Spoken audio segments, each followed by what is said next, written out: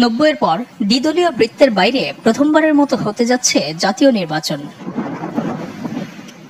যেখানে আওয়ামী লীগবিহীন রাজনীতির মাঠে ভোটের প্রস্তুতি নিচ্ছে বিএনপি, জামায়াত, এনসিপি, ইসলামী আন্দোলন সহ কয়েকটি দল।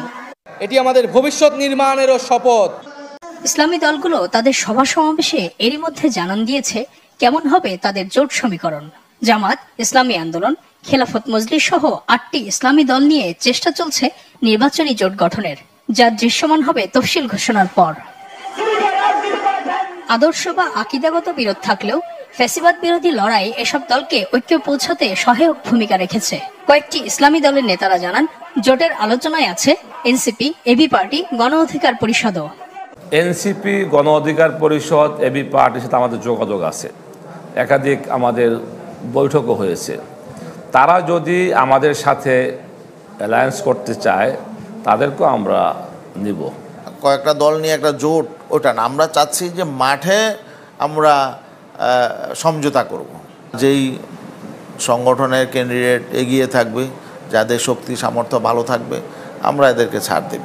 মানে নির্বাচনী ইশতেহার ঘোষণা হওয়ার পরে আগে হবে না।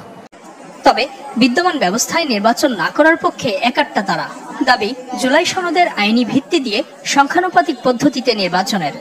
ফ্যাসিবাদী আমলের এই বিদ্যমান রাষ্ট্রীয় কাঠামো ইলেকটোরাল প্রসেস যদি আবার নির্বাচন হয় তাহলে আরেকটা ফ্যাসিবাদের জন্ম হবে। সেই কারণে আমরা বলেছি যে এই জুলাই সনদের ভিত্তিতে যা সিদ্ধান্ত হচ্ছে এটাকে একটা আইনি ভিত্তি দিয়ে এই সরকারের আমলেই এর অধীনেই নির্বাচনটা হতে হবে, এটা আমাদের শর্ত। তা যদি না হয় তাহলে এই নির্বাচনে যে কোনো লাভ হবে না। আমরা চাই এমন একটা তৈরি হোক যাতে করে কোনো গোষ্ঠী বা কোনো মহল নিজেদের পক্ষে নেওয়ার জন্য পরিবর্তন অবলম্বন করতে না পারে।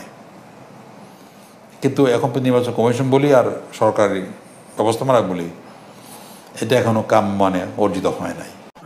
আছে লেভেল প্লেইং ফিল্ড নিয়ে অসন্তোষ। অবস্থার পরিবর্তন না হলে নির্বাচন নিয়ে কড়া হুঁশিয়ারিও দিচ্ছেন তারা।